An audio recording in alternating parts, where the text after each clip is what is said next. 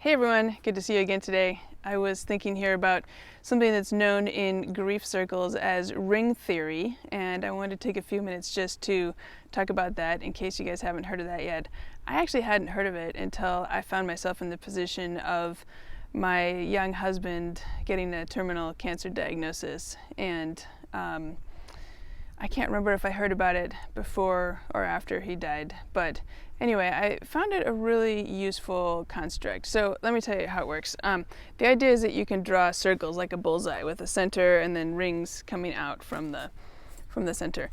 And at the center of the circles, you put the person or small number of people who are the most closely impacted by the situation. So in the case of someone who has a terminal or a serious diagnosis, that person would be in the center of the circle. They are the one most closely themselves, in this case, affected by the situation.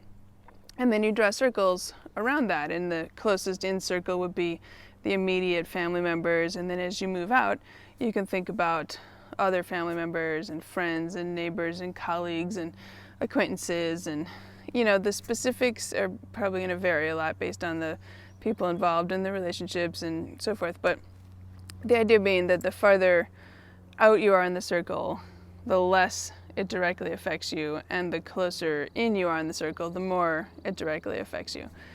And so the way then that you use this construct is, I think they call it dump out, comfort in. And so when thinking about, the idea is that wherever you are in the circles, you should comfort the people who are closer to the center than you, and you yourself should seek support from people farther out in the circle than you.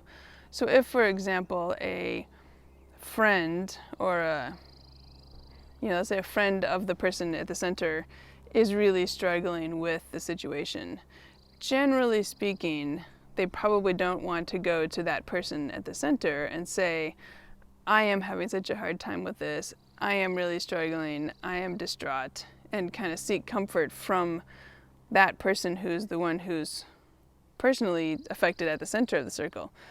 That person in the friend ring would be much more appropriate for them to support their friend, so comfort in, and then for the support they themselves need, to seek support from a different friend, someone who's similarly, in their ring or farther out in the circles.